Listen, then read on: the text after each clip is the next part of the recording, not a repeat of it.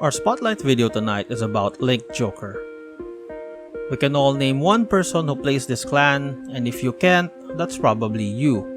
Along with the Revengers, they've been running rampant on ranked matches with no signs of stopping. And for good reason. They have the ability to win games and troll your opponent at the same time. So why is Link Joker so frustratingly good? And how will the upcoming set affect the gameplay? This is gonna be a long ass video, so I suggest you buckle the f up. Or use the chapters to skip. Let's start with Link Joker's mechanic. Link Joker uses the power of Lock. Lock is an ability that seals your opponent's rear guards until the end of his or her turn. The locked cards are turned face down and can't do shit. They can't attack, use their abilities, intercept. They can't even be eaten by your robot dinosaurs. They just sit there, browse Gracebook until they unlock. Locking is a much better control than retire or paralyze, because the opponent can't deliberately replace the units you lock. This curse can be used both offensively and defensively. The ideal formation is a delta or triangle lock, where both the front row units and the Vanguard booster are shut down. Locking the front row gives you more chances to hit the Vanguard and finish the game. You also have gainers that activate if your opponent's units are locked by your card effects. Defensively, it also diverts attacks away from the Vanguard if you lock the front row. If you lock the back row, it reduces the power of the attack so they won't go over the damage shield. So, even if the opponent survives the turn, he's still not out of the woods yet. The opposing Vanguard is still standing there all alone with dead columns. It will be forced to attack the intercepts while praying for a heal trigger to survive the next turn. In order to balance this ability, using Lock is usually heavy on counterblast cost, and the cheap ones have choice restrictions. Having the freedom to choose usually comes with a heavier cost or an activation requirement that you cannot trigger all the time. Link Joker is also incapable of countercharging outside of heals. Because of these, timing is probably the most important factor you have to consider when using Lock. Since Link Joker is a new clan, there aren't many cards to choose from when creating a deck, and the play is pretty much the same. So let's take a look at the typical deck list, starting with the grade 3s. The first one we have is Star-Vader Infinite Zero Dragon. IZD's Break Ride effect allows you to lock one unit from your opponent's front and back row for Counterblast 1. Technically, he's not the boss card because he can't do stuff on his own, and his role is mostly to initiate the board lockdown. Being able to lock the front row will help you fight against Rush, and if you drop 2 intercepts on front, then you're pretty much MC Hammer singing "Can't Touch This" for one whole turn. Can't touch this. Unless of course they get locked, retired, or intercept is lost. That's Vanguard.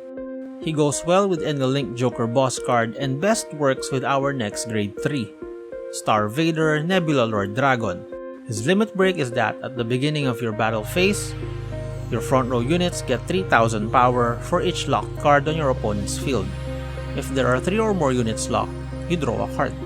He has an active skill to counterblast 1 and lock a back row rearguard of your own choosing. Break riding Bula Lord over IZD almost guarantees that you'll reach the 3 unit threshold during the battle phase. For a total of Counterblast 2, you shut down 1 column, cripple 2 more, your front row units get 9000 power, and to add insult to injury, you get a +1 in the form of a draw. You can also use the active skill early to shut down key back row units. One of the uses is to lock the rearguard boosters to suppress the power of Nova Grappler's Infinite Hell. Personally, Dorint is my favorite target. If you notice, I've been picking on Dorint a lot because he's just that good. Locking Dorint at a crucial time can turn the tides to your favor. It can force your Revenger opponent to hold back on Blaster Dark Revenger for one more turn, or be forced to pay the full cost to retire. It becomes more important when CBs become scarce, and the opponent needs to remove an intercept to be able to finish the game. Also, by the way, Revengers have no other ways to countercharge during the main phase, aside from Dorint. So if you don't know, now you know. If there are 2 Dorints on the field, well, the next we have is Knight of Entropy. His Vanguard limit break gives him 5000 power when he attacks another Vanguard. When he is placed on the Vanguard circle, you can pay Counterblast 2 to lock any of your opponent's rearguards. Knight of Entropy is everyone's favorite heal trigger. He also goes well with IZD to be able to do the Delta Lock.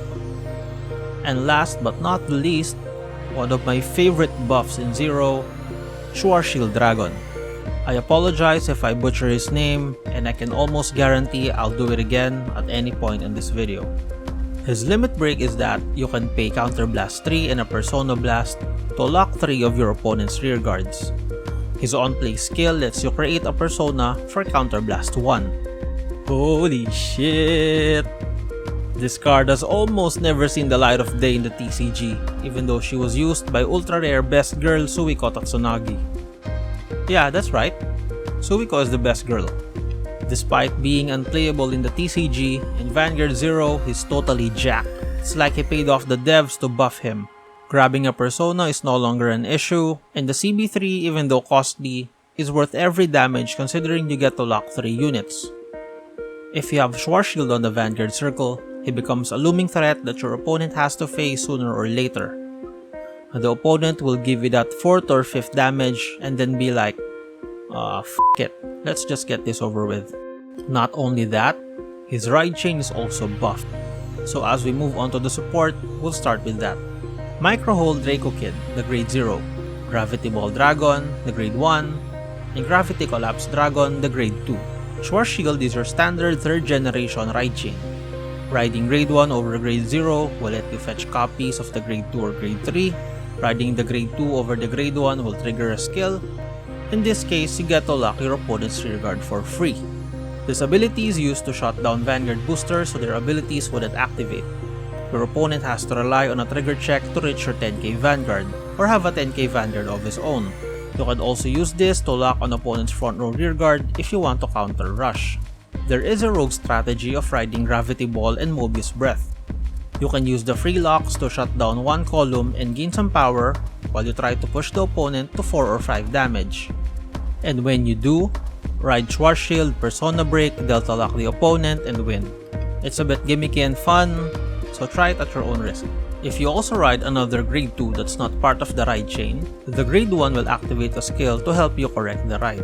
You can check the top 7 cards of your deck for the grade 2 ride chain piece and ride it as stand. The reason why nobody ran a 3rd generation ride chain in the TCG is because they are very easy to brick. And when they do, those ride chain pieces become Cray Elementals with different arts. Zero's buff on 3rd generation ride chains will help you do it more consistently and give you at least something if you don't pull it off. The next card we have is Star-Vader Mobius Breath Dragon. On the Vanguard circle, when his attack hits the Vanguard, lock one of your opponent's rear guards for free. Similar to Gravity Collapse, Mobius Breath helps shut down the Vanguard booster and use this ability in conjunction with your gainers. However, Mobius Breath is a vanilla 9k on the rear guard circle. Singularity Sniper. When her attack hits the Vanguard, if your opponent has a locked card, you can lock another one for free. Right now, she is a very good tech, but I expect her to see more play when Chaos Breaker arrives. Here are your gainers: Demon Claw Star-Vader Lanthanum and Furious Claw Star-Vader Niobium. They have the same skill, that when an opposing rearguard is locked by your card effect, they gain 3000 power until the end of the turn. Next we have is Devastation Star-Vader Tungsten. Tungsten becomes 11k base if your opponent has a locked card. This sounds very simple and a bit underwhelming, but remember that if your opponent has a locked back row, the 9k or 10k rearguards can't touch this.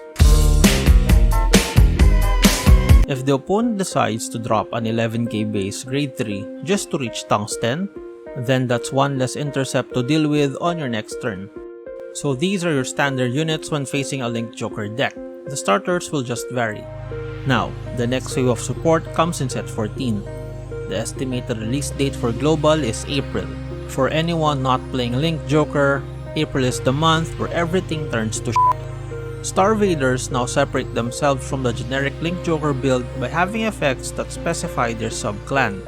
And of course, it brings in the most hyped card of the set, Star-Vader Chaos Breaker Dragon. So on this last section, let's talk about him. His limit break is when your opponent's rearguard unlocks during his or her last end phase.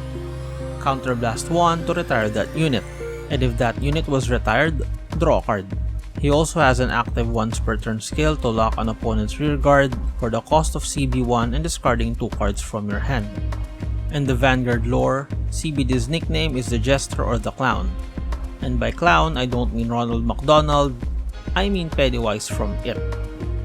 Compared to the TCG, CBD has been nerfed but 0 standards, he's still really good. Locking the front row at will is very powerful. You can use it to slow down the game and put yourself in a winning position. And even with a 2-card discard cost, that's fine. You're probably going to run draw triggers anyway. The main function of CBD is to sustain a front row lockdown. The limit break to benefit from it is just a cherry on top and to help you fight against the reversed units. So the reverse boss cards are indirectly your supporting units too.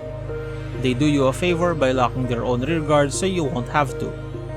Once the rearguards unlock, you can invoke the limit break, retire the unit, draw a card.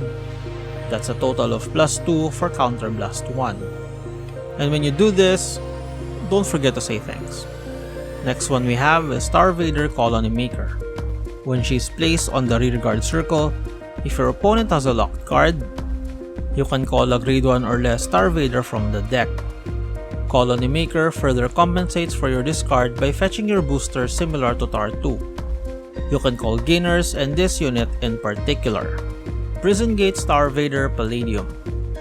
For Counterblast 1 and putting him to the soul, you can lock a rearguard that was unlocked during your opponent's last end phase. So if your opponent becomes hopeful that the lock has been released, Palladium here will be there to crush that hope. You also have new gainers in the form of Mana Shot Star-Vader Neon and Unrivaled Star-Vader Radon, which are your standard 10k and 12k beaters. Now, to wrap up this video, with the arrival of Chaosbreaker Dragon, the Star-Vaders who once relied on late game explosion to try and finish the game is now a deck that slowly destroys your opponent's hopes and dreams. CBD and friends, though lacking in power, have the flexibility and utility to be able to sustain the locks for longer, controlling the pace of the game. As a CBD user, it will help you turn the tide to your favor to be able to win the game. I can't help but notice that CBD's playstyle is very similar to how Kai plays his Overlord. The control is more defensive, and the advantage gain is slowly but surely. As strong as this strategy is, bear in mind that Link Joker's main problem is still their lack of countercharge. I've mentioned this previously, but I'll say it again, timing is very important. A way that the other card fighters go around Link Joker is to play conservatively. You won't have any rearguards to lock if there are no rearguards at all. Thankfully, there is a unit that will help you solve this problem, but he's not yet out. Link Joker is a very good investment. Star-Vaders will get more support in the future through Glendios, and hopefully Freeze Ray will be there as well. Then there's more support during the Legion era. I also expect Deletors to be very strong, and Messiah further on the future. I'd really appreciate it if you click like and subscribe. If you have feedback or suggestions, please let me know. Thanks for watching this very long video, and I'll see you soon.